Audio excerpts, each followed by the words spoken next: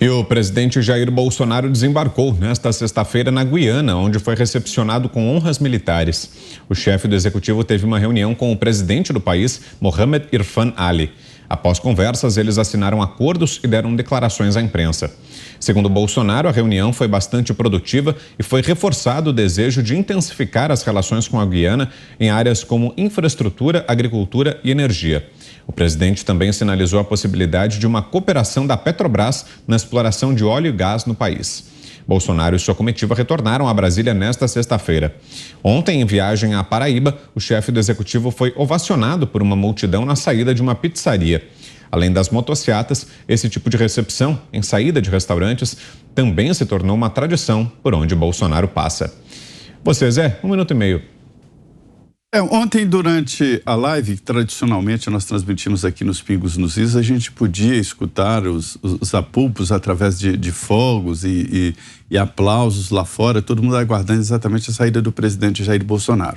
Por onde ele anda, é assim, já tive a oportunidade de ver aqui em Brasília, quando ele chega sem avisar, chega num lugar sem avisar, e sempre esse apoio. Sobre a viagem do presidente, essa viagem ela foi interrompida porque a mãe dele morreu, ele teve que e fazer as últimas homenagens à mãe, não poderia ser diferente, e agora ele completa. Trata-se de uma viagem importante, de um assunto que está crescendo, que é exatamente na área de produção de energia. Há a possibilidade de acordos muito bons, inclusive de expansão aí da Petrobras e isso é importante para o Brasil. São vizinhos, são vizinhos e é importante esse acordo.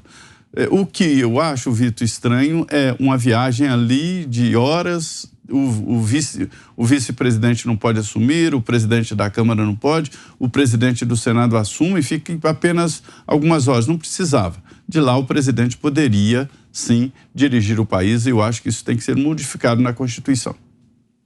1 minuto, Fiuza. É isso, eu acho que o fenômeno da adesão ao presidente é muito nítido e ele acontece justamente por ele representar o contraponto a esses abusos institucionais, eu não tenho mais nenhuma dúvida disso.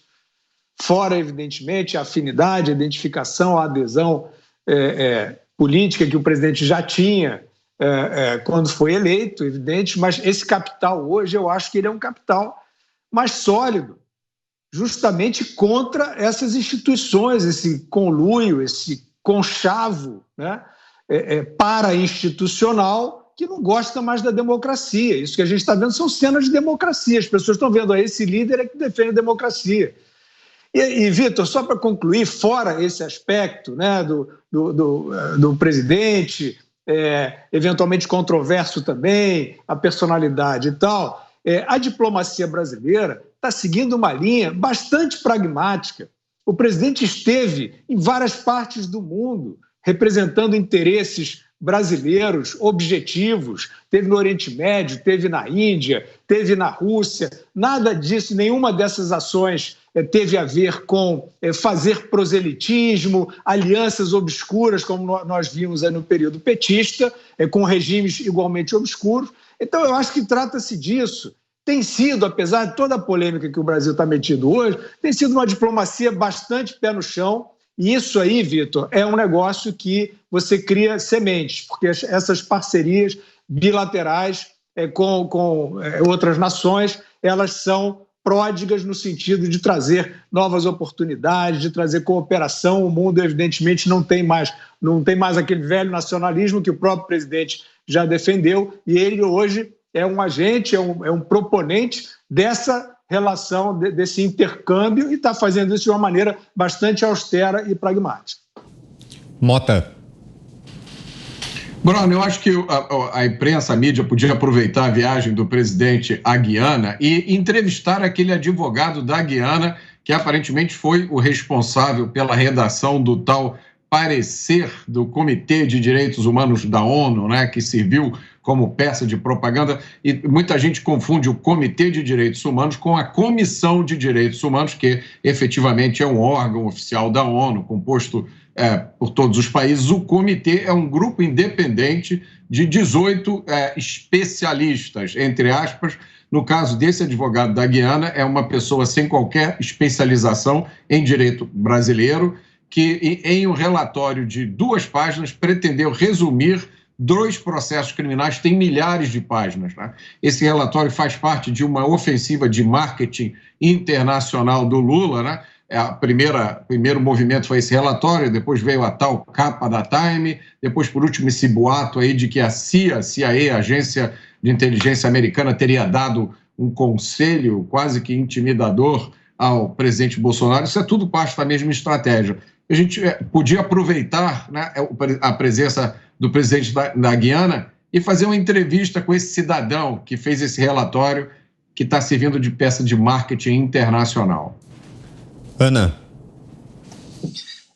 Como é bom vermos, né, nossa bandeira também fora do Brasil sendo exaltada, né, nossas cores sendo exaltadas. Ontem, quando assistíamos à live do presidente, é difícil não notar atrás a bandeira que ele sempre tenta colocar enquanto o ex-presidiário canta hinos comunistas, exalta bandeiras vermelhas, exalta regimes totalitários. E é muito bom, né, vermos que o resgate aí ao amor à nossa pátria sempre foi uma coisa que, como atleta, sempre tive a bandeira, né, no meu uniforme, mas correndo o mundo e vendo outros países, nós sempre vimos como os americanos eram patriotas e tinham esse amor aí à bandeira, às raízes americanas, e nós desenvolvemos uma certa inveja no sentido, queríamos ser assim também, porque nós atletas, nós temos isso, nós carregamos a nossa bandeira, então isso é muito intrínseco. E hoje nós temos isso no Brasil. Hoje nós vemos nossas cores, elas sendo exaltadas, nossa bandeira sendo exaltada, nossa Constituição sendo protegida pela população, não por político algum, mas pelos cidadãos brasileiros, entendendo que se nossas leis não são respeitadas, o nosso país não é respeitado. Então é muito bom ver que o que o presidente Bolsonaro trouxe, além de reformas políticas e um debate maior em relação à censura, a projetos sociais, econômicos, políticos, ele resgatou esse patriotismo que o brasileiro tinha, que foi demonizado durante muitos anos pela esquerda brasileira, pelo PT, pelo PSOL. E eu, como ex-atleta que carregou a bandeira do Brasil durante 24 anos no uniforme, eu fico muito emocionada de ver que fora do Brasil a nossa bandeira continua aí sendo muito amada e hoje muito exaltada.